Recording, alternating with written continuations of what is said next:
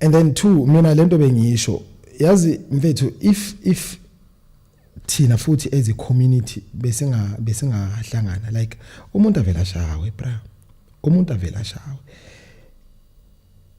ukabusile akabuseke naye honestly akayizwe lento oyizwayo it's a pity nje sihlukene niyabakhulumela but not wena bengifuna ukuphuma but bengihleli because of fear. But you know ukuthi ufuna ukuphuma and then you are taking steps. Family. Yeah, then tell them. I still protected them. I still protected him. Yeah, but yeah, cause bawukhula.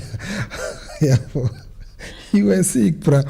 But iyophela indlela mfethu go through ama channels are right awomthetho because of maybe sothi siyamshaya maybe abubhuti bakubathi bayamshaya bahluthuke bambulale and then they'll have to buy ejele impilo zabo because maybe nawe futhi awusasabeli impilo yakho usabela nempilo abobhuti bakho. Mina ke last day when I knew that I was out of that relationship my brothers and cousins baphuma engathi unedimoni indlela babemshaya kulokho uthi uyale abe sithi ngiyale ufuna uzakimi kwavulela izinja zamlumu brothers sasisesibhedlela siyi2 that night ngithi ngiyokuvulela icase wathi nami ngiyokuvulela icase nabantwana bakini you know that sagcina sesine mutual agreement ukuthi okay ungavula icase nami because of mina nginabantwana basekhaya bazoboshwa abasesikoleni ababhala ama exams he got away with it yeah cause bo protect abantwana bakini yazwakala yabo but if we report like umthetho wazi ukuthi this guy wenza kanje nabo somehow bekhona la bezoba protected khona yakhumbula lesikhathi sikhuluma sikhulume nga this thing le Stockholm ne yes please ilokhunja ama abuse according to ilokhunja research but ahamba khona physical abuse and then khona sexual abuse which is and then khona financial abuse khona neglect. I think neglect yiyo le mostly eyenzeke ebantwaneni and then khona emotional and psychological abuse by khuluma nge-physical abuse iliyo leyo kushawa ngithi behavior that brings physical harm to the victim in most cases start with seemingly small push lento besiloko sesikhuluma la until it worsens yabona and then sexual abuse any sexual activity without consent any irrespective ukuthi you are married or not without consent is considered sexual abuse or violent sexual abuse is widespread issue and about it's over 500 la eMzansi yes go last states yeah bathathe abantu abayireportile irape abantu abayi5000 yabo cases reported ne kuma crime state additionally 1 in 3 women are expected to experience sexual abuse in their lifetime and le reportwayo lezi ezifana nalezi ukuthi ngikushayile and then ngizokulala ngenkana zireportiwe lezi ezifana nokuthi ngikwenzela inani and then ngizokulala anytime mangifuna azireportiwe ezireportiwe kuphela and then financial abuse le ngithanda kakhulu on the hand of the perpetrator ne can assume power over the victim through financial control it usually goes hand in hand with most types of domestic abuse a victim may be prevented from working or using money to maintain their needs e.g. awusebenza usebenzelwa yimi so it means wena uzo dancer to isigingci sami understand which is ilokhunja iabuse ecindezele abazali bethu kakhulu going back to lento besikhuluma ecindezele abazali bethu because of they did not have a voice because of our voice out bazohlala kuphi number 1 indlu yendoda bazodla in number 2 number 3 bana lento ukuthi cause already ngishadile ngisemshadweni abantu bazothini uyangunderstand so kumele ngubekezelele lo mshado yazi lesa sikhathi bekuwest man yazi lesa sikhathi bebakwazi ukuthi balale elokhunjaneni ubaba alale umntwana wakhe umama ayazi and then I'm protected as amzalise. Charles, thank you for bringing that up. You know, ngangibukele iRiyadh Hotel the other day when the child said babami bengene ekamereni while mamam ekwelinye ikamera afika ngilale ngihamba ngiya kumama ngimtshele athi angeke ukhona emaphoyiseni sizodlala ekhaya azathi ubaba khona yena siconfront ubabu umakama athi inkinga umkhumbuza uma wakhe ngesikhathi sasiqala ukuthandana ufana naye uzumile njengaye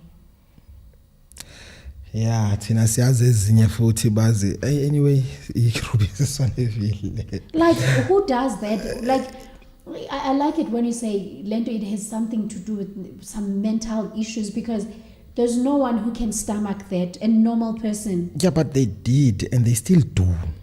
They did. Khona manje ziyenzeke bumnyameni, but ngalesa sikhathi they were worse. Ziyenzeka mfethu. Still happening. Like, uvukelwa njani ingane yakho? Ifana nalento kunomunye umama oyongixoxela ukuthi bona ngeenkathi zabo ebengeke angene indoda yakhe igeza. Ebengeke. Ilendo diyakulala kodwa akufanelanga uyibonele. Uma nizophashkhwaya fanele kucinywe. Yeah, osabani yini engake kayisabayo?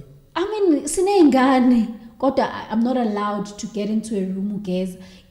That's another part of abuse. I want to believe uma wami before I meet wami, my mom was a broken woman because uye wakhuliswa u-auntie wakhe, isister kababakhe, eyayinesi.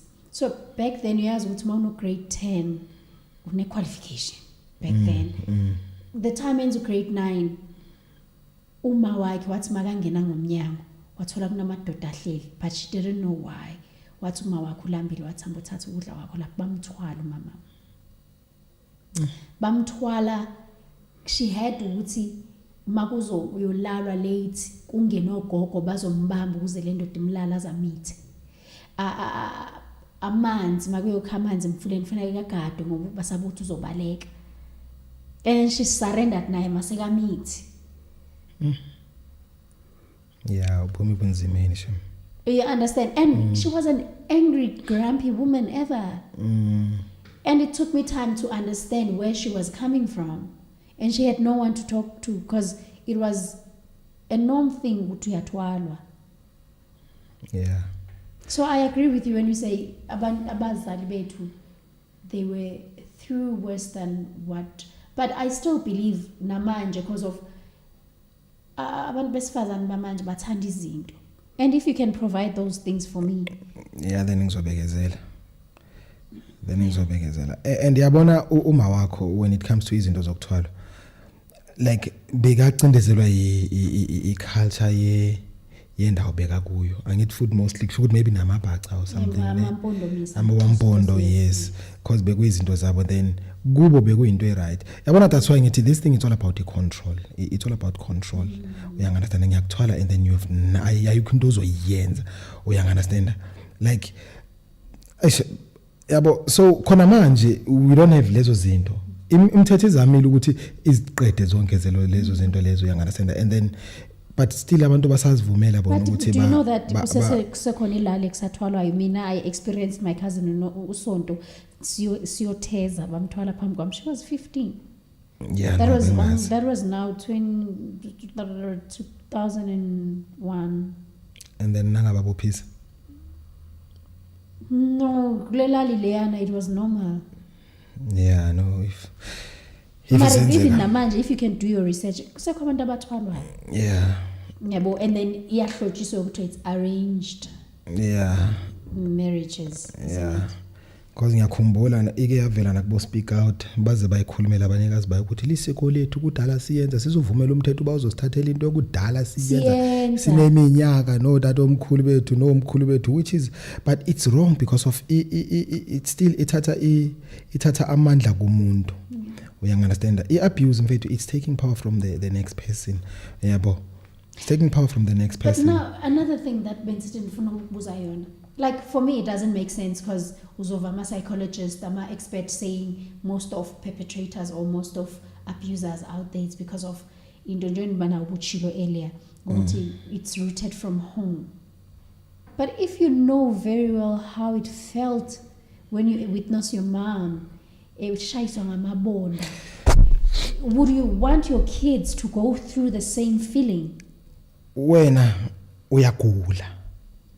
When you are sick, you've got some kind of a psychological problem ekumele iqondwe and then kudile ngayo because of bakhona bathi mina I grew up under a condition as you. I'm not going to let abantwana bami bakhule under yona. Bakwazile ukubona ukuthi this is wrong.